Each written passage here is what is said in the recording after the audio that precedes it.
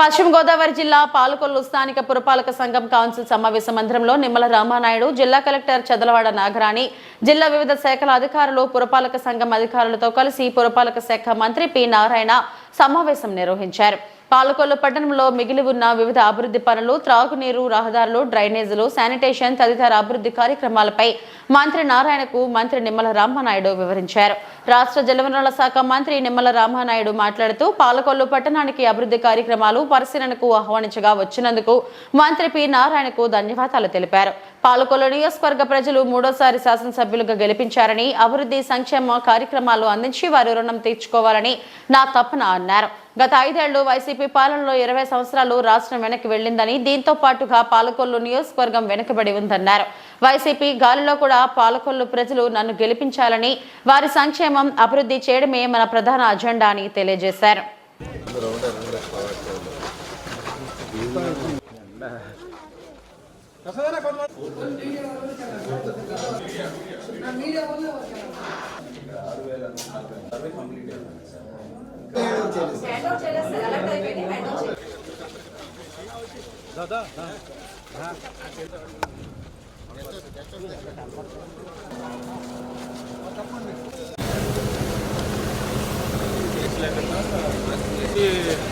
అప్పుడు పెట్టివారన్నమాట మనమే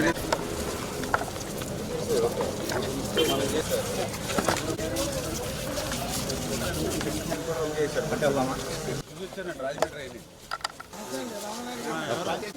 ఏంటంటే ఇప్పుడు ఫిల్లింగ్ అండి, కొంతమంది కాల్చుకుంటారు, కొంతమంది ఫిల్లింగ్.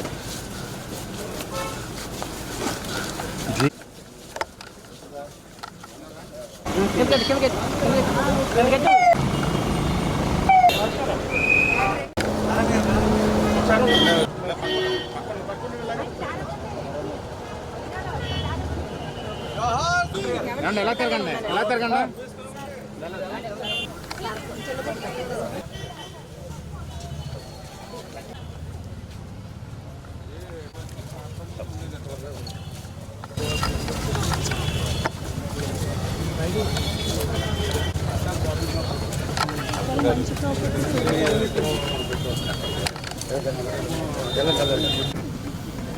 కొద్దిగా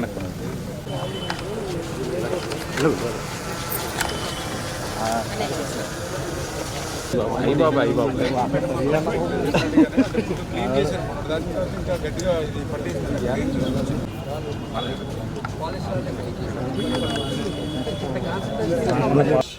నాగేంద్ర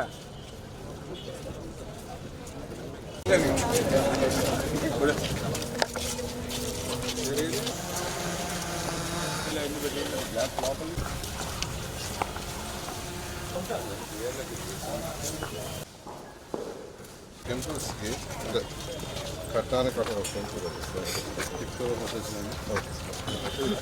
చూస్తాను.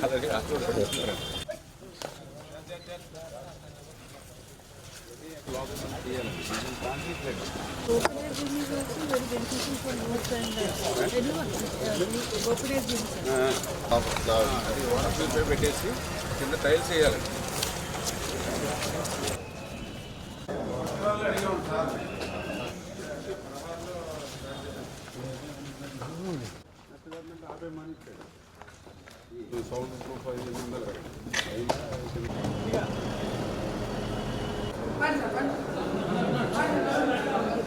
అందరూ కూడా చూశారు.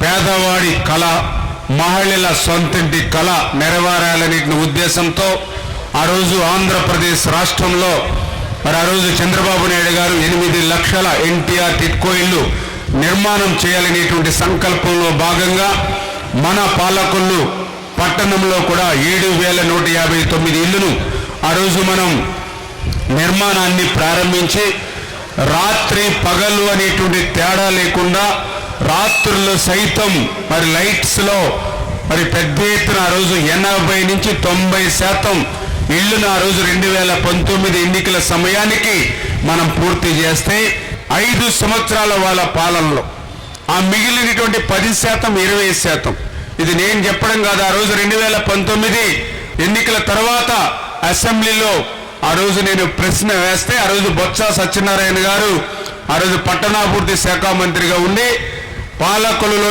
85% ఇళ్లు పూర్తయ్యాయని సాక్షాత్ ఆ రోజు మంత్రి బొత్స చెప్పినటువంటి పరిస్థితి.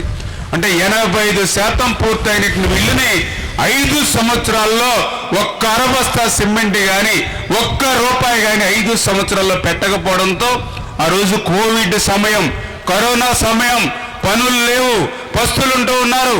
నేను ఇంటింటికి ఆ కోవిడ్ పేషెంట్స్ ని పలకరించాలని ఇంటికి వెళ్తే కనీసం మా ఇళ్ళు మాకుంటే మా ఇళ్లలో మేము పడి ఉండేవాళ్ళమని వాళ్ళ బాధ, ఆవేదన. అందుకే ఆ బాధ, ఆవేదన ఆ రోజు తాడేపల్లి మొద్దు నిద్రపోతున్నటువంటి జగన్మోహన్ రెడ్డి నిద్ర లేపడానికి 5 సంవత్సరాలు కూడా నిరంతరంగా మీ అందరితోటి కలిసి ఎన్నో పోరాటాలు చేశాం, ఎన్నో ఉద్యమాలు చేశాం.